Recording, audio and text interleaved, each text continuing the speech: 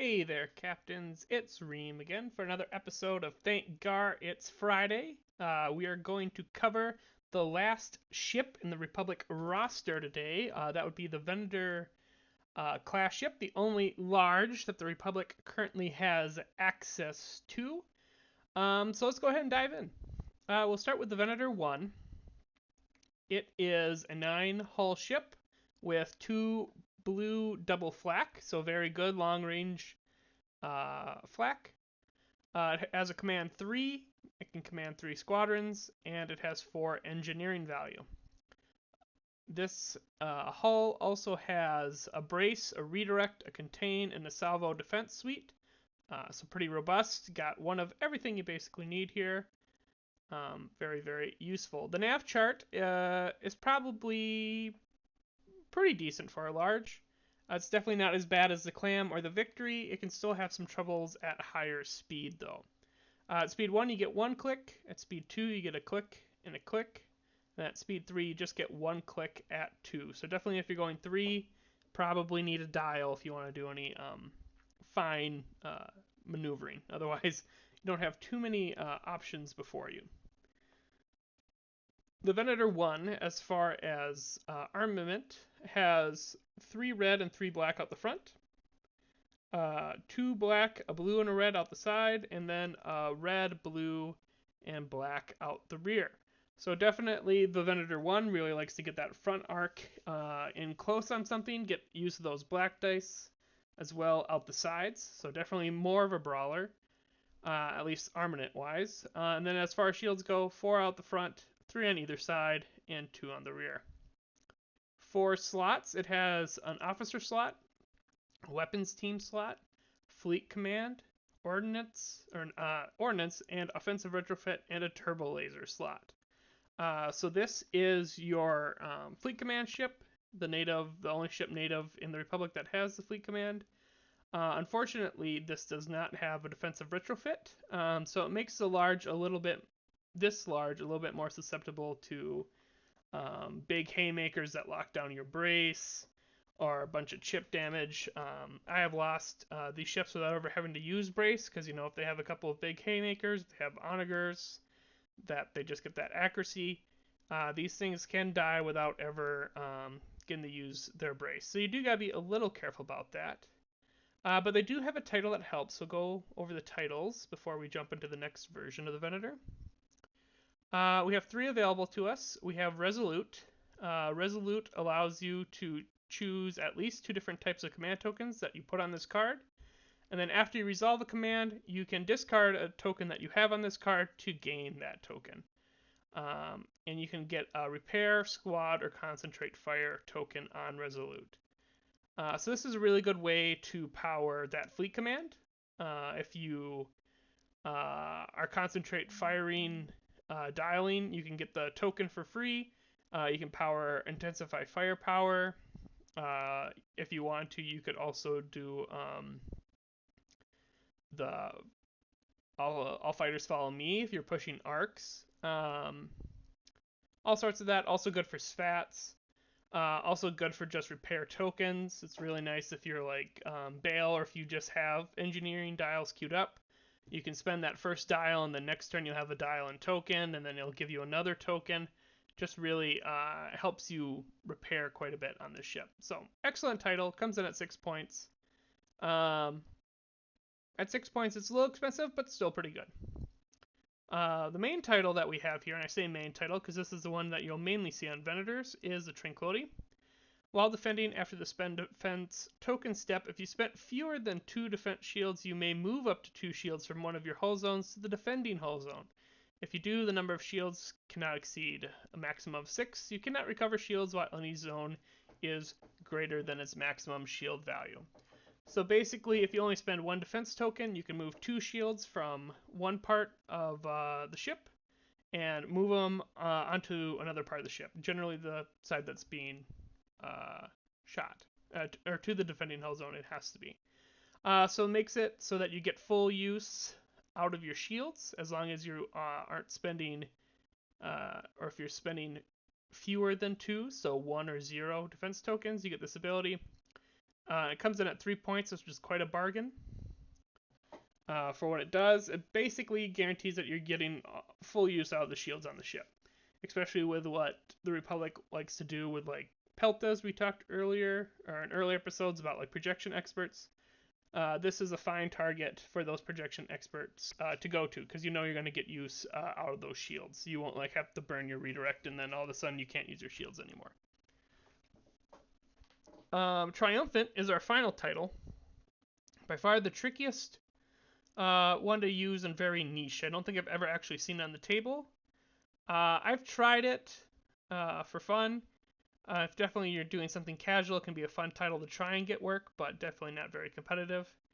But we'll go through it here. While another friendly non-flotilla ship resolves a squad command, up to 3 squadrons without adept that it activates can be at close range of you, even if the squadrons are beyond close to medium range of that ship. This effect is not active during the first round, and it comes in at 5 points.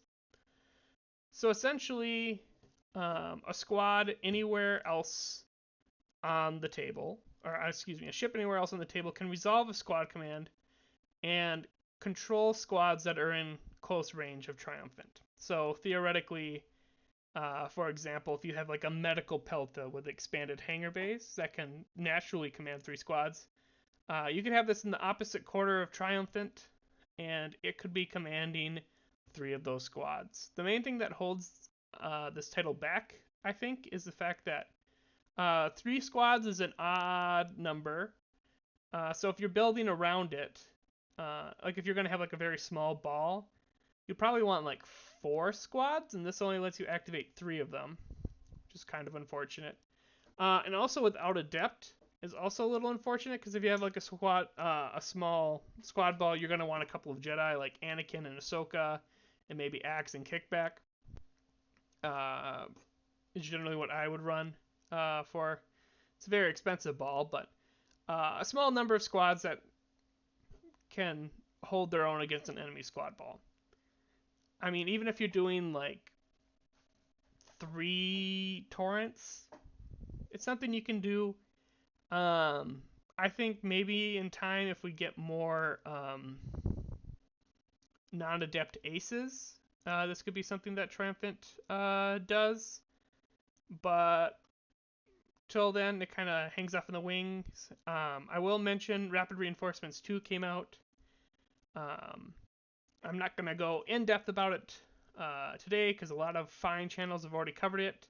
And I'm just going to let it sit there and stew a bit until some rule clarifications come back. But one thing that ties it into Triumphant a bit is maybe Matchstick and Triumphant could work together somehow, although Matchstick gives itself rogue, so maybe not. But someday, maybe an ace package will come out, or running 2 torrents, Axe and Kickback will be enough, and you'll just have a random ship to command across the board.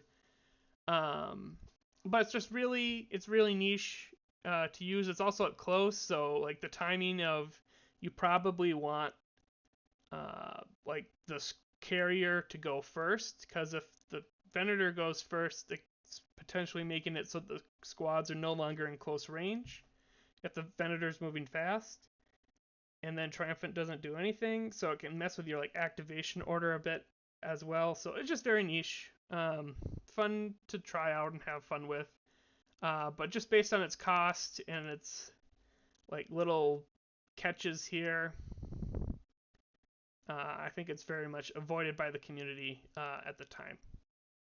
We'll move on to the Venator II. Venator II, and then we'll go into builds for both of these. Also comes in at 9 hull, blue-black flak, so still got the range, and we got a little bit of extra damage if they are up close. 3 command, 5 squadron, natural 5 squadron, so this is definitely a carrier, the carrier for the GAR faction. And then 4 engineering. Defense tokens are the same, nav's the same. Armament is a little different. We have 2 blues, 2 blacks, and 2 reds out the front. So definitely more of still likes to get in close range for those blues or for those blacks, but medium range can work for this ship. And then also at the sides, you got the double red, double blue. If you do manage to get a double arc on this ship and you get like that close range, you got the ship in close and then also at the side, it can be quite a significant amount of damage you can throw out at an enemy ship, especially if you have SFATs. But otherwise, it's obviously not an ISD2, but can still hit, especially smalls and mediums. All right, let us go through a couple different builds here and what we can do. All right. So as far as officers go, just looking at a Venator 1, you got, it's almost hard to cover exactly what you would want because you can really just kind of build them to suit your needs here. So if you're powering a fleet command, Clone Navigation Officer is a good way to get that token if you have Tranquility on. I'd say if you have a Venator 1, you always want to give Tranquility to the Venator 1 to help with the fact that it doesn't have a defense token or a defense retrofit. Helps it make sure it uses those shields, which give it a little bit more survivability. So you can do stuff like, I'll just do a build that I like doing here. You got that clone Captain Zak. You got, you can do SFATs. You get your X-Rax. You get your Turbolaser reroutes. You get your Ordnance Experts. And then fleet commands like Mercy Mission. And this is like your diver. Like if you have a SFAT and you're pushing Mercy Mission in the fleet, this is a great Venator 1 build. It comes in 120 points, so not terribly expensive and has a lot of hit. If you manage to get this thing up close with the SFATs, with the Ordnance Expert, like you're getting all these rerolls. If you get that front arc in close and you get a side shot with SFAT, you can absolutely just devastate a ship, no matter what it is. Like outside of them having thermals or some really good defensive retrofit, this can really punch above its weight, and you can take on ISDs with this. I've used a couple of Venators with SFATs and builds similar to this to like kill an SSD in 2 rounds. Super a lot of punch here. Something I would definitely recommend people explore. For a close range brawler, keep it as cheap as possible because if you do lose a Venator, this will probably be the one you lose since no defensive retrofit is on here. Other builds that you can go here if you want, of course, your Intensify Firepower. You can swap out for Nav Officer here. Then you're like con firing every round to get that token. Great. There's just a lot of builds. You can go into full salvo builds, which was always kind of interesting with Luminara. With Anakin, depending on rules clarifications, will also be very interesting because you can get the whole flak guns, DBY build going on here. Make it so that black dice are coming out at medium range. You're automatically getting the hit crit. Excellent. You got the Intensify here. You're guaranteeing a lot of dice setting here, making your salvos hit. I used to run something like this for Luminara. You'd have Luminara and a couple of Venators that are both SAT build, and it's like, well, you're going to have to shoot one of them. Go ahead and try and break the hull because I'm going to be refreshing tokens and I'm going to shoot you a bunch. So there's a couple of different ideas for the Venator 1. I would also say it's probably the best option for if you do want to put, if you want to push a lot of arcs without using like Fire Coordination Team.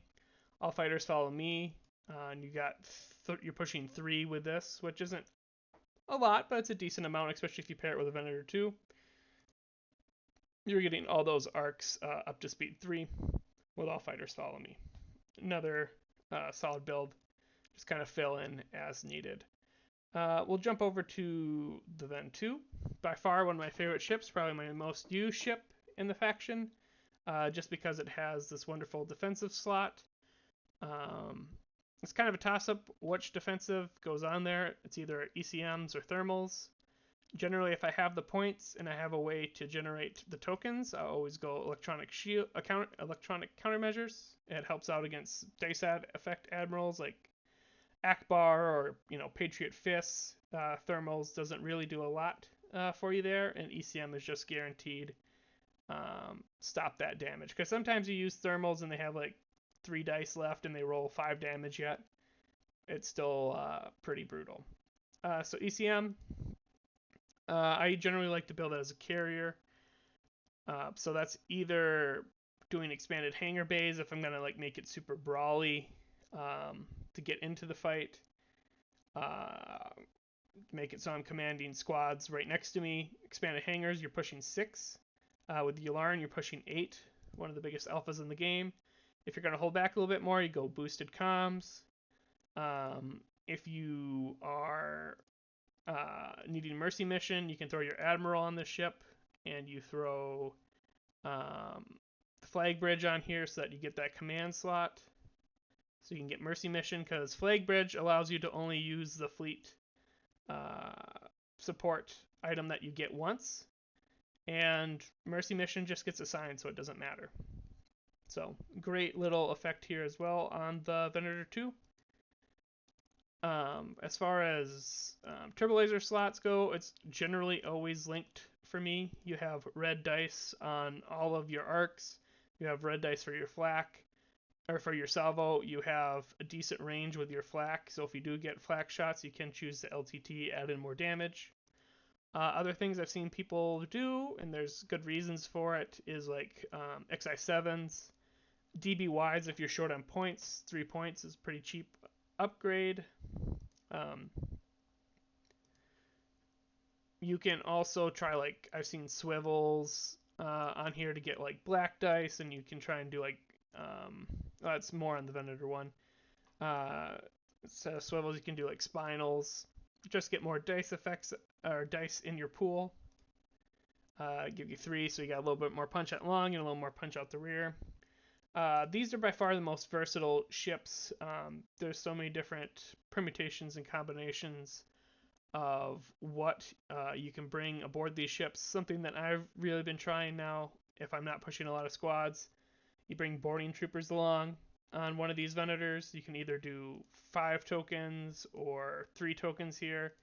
5 tokens, that's a big threat to SSD. It's a big threat to a Starhawk.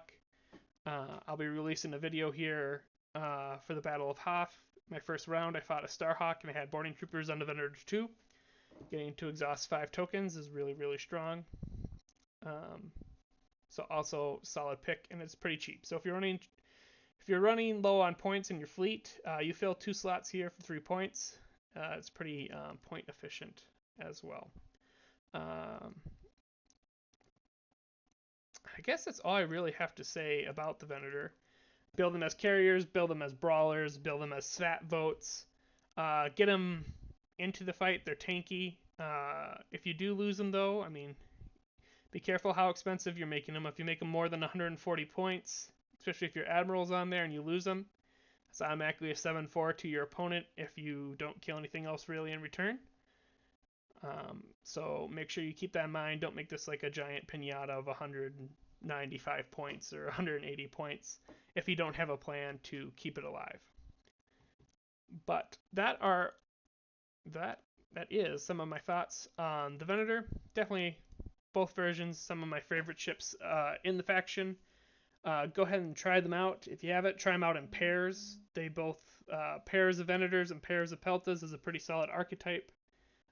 In GAR right now, go ahead and give that a shot if you're getting just acquainted with the ship. Otherwise, have fun with them. Command squads. Command 8 squads at once if you want to with Yularen.